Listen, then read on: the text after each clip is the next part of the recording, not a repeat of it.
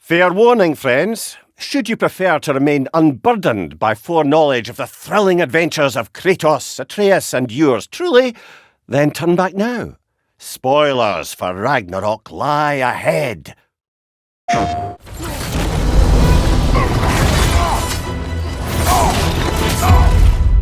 A big part of the inspiration for this scene, at least the emotional through line of the scene, is it taps into some of the fears that we have as parents.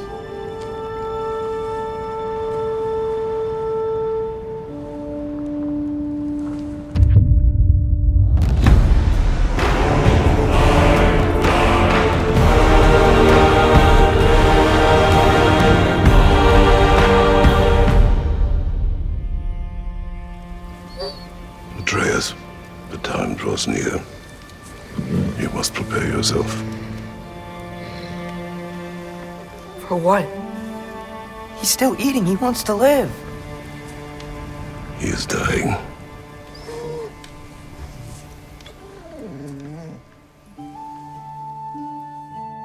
I'm Matt Sofis. I'm the narrative director on God of War Ragnarok. Hi, my name is Estelle Tigani, and I'm the cinematics producer on God of War Ragnarok.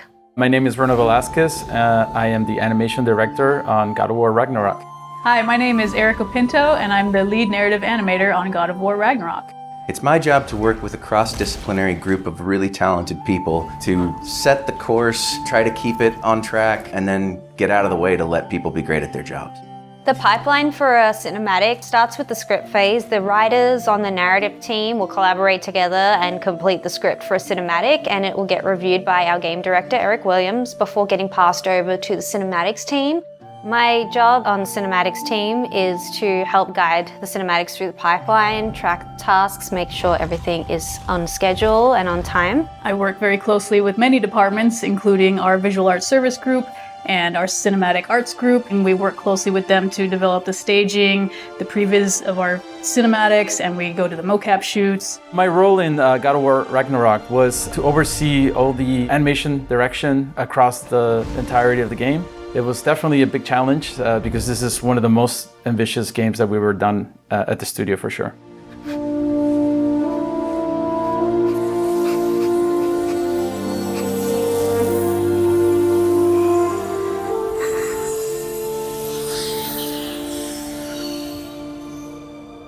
Today we're going to be taking a look at one of the cinematics in our game, one that we called Fenrir Returns. Kratos and Atreus have traveled to Helheim to fix a mistake that Atreus made while working for Odin.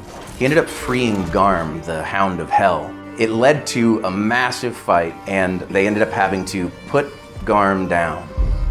But they didn't do it in the conventional way that you'd expect from God of War. They didn't just kill Garm. Atreus ended up using a soul that was trapped in his knife. Please work, please work, please work! I'm sorry! We opted not to go with storyboards most of the time. The reason why is we have a no-cut camera. Storyboards are really good at showing between each cut, close, far away, but the hard work is mostly in how that no-cut camera is going to move around the scene. So instead we opt for Scene Bible or our pre-visualization phase. On the last project, we discovered that previs was easiest to do when we were all together, able to shoot live action reference or get into mocap suits and shoot on stage. During COVID, we were all stuck at home. What we ended up doing was going back to more traditional previs where we would work directly in Maya. It took a lot more iteration and experimentation to make sure we got the timing where we thought it would be realistic when we got to the stage.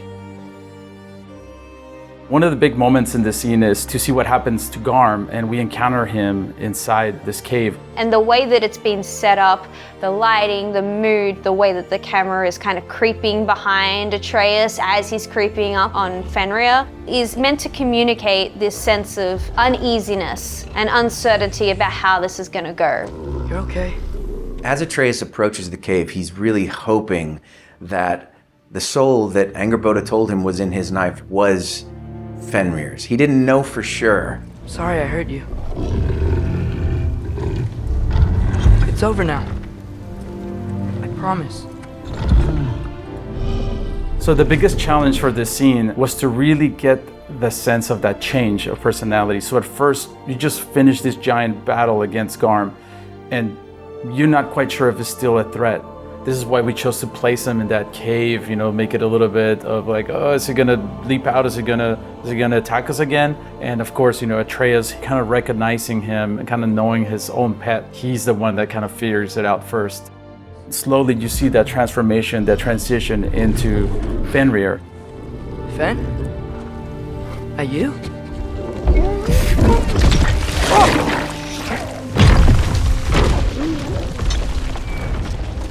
Some of the aspects we really wanted to get right with the scene was selling that tension leading into kind of this relief and joy, seeing that Atreus's gamble paid off.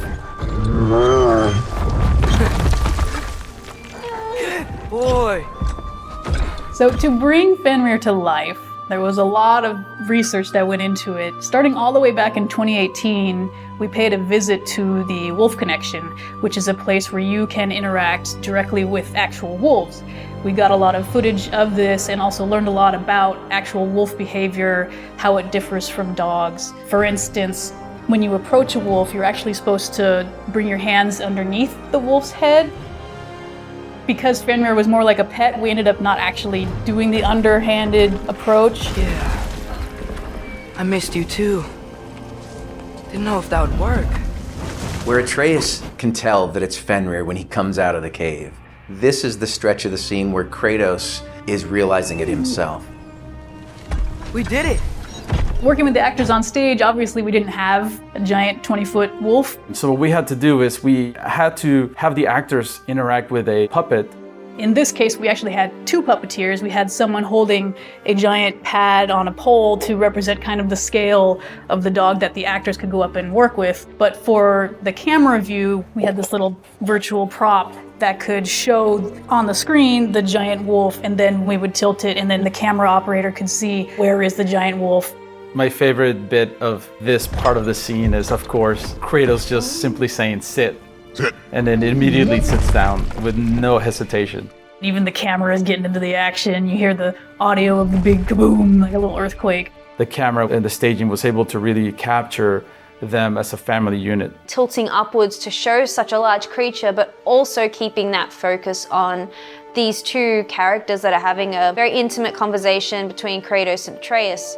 I think this is a really important moment because you've got that dog in the background that's kind of offsetting this more serious conversation. If you look, you'll see that Fenrir is just kind of like ping-ponging between them, which animals do.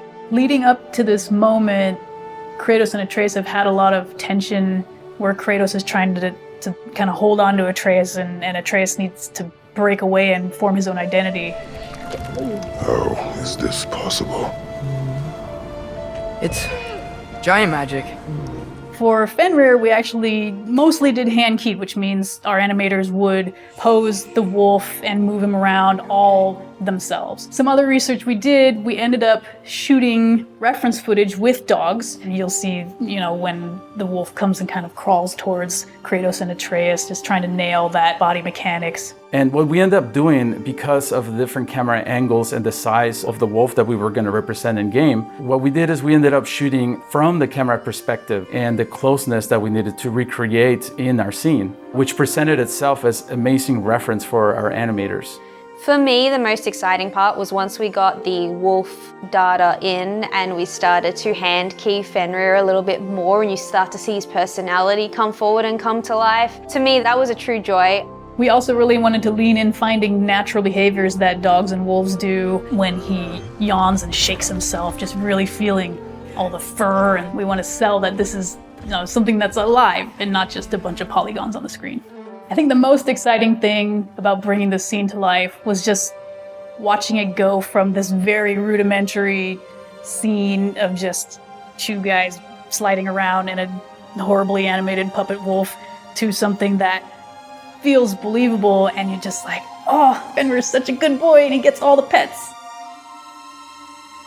I've been learning things. In Asgard. This has nothing to do with that. More secrets. No. A promise. Something that someone's trusting me to keep. Like you kept your promise to Mom? From a narrative perspective, what we wanted to achieve with this scene is to demonstrate the developing relationship between Kratos and Atreus and their building of trust towards each other. Atreus is growing up and learning to become independent and make amends when he makes mistakes. It's this wonderful little moment where Kratos realizes maybe that he doesn't have to worry so much anymore. See what I can do when you trust me?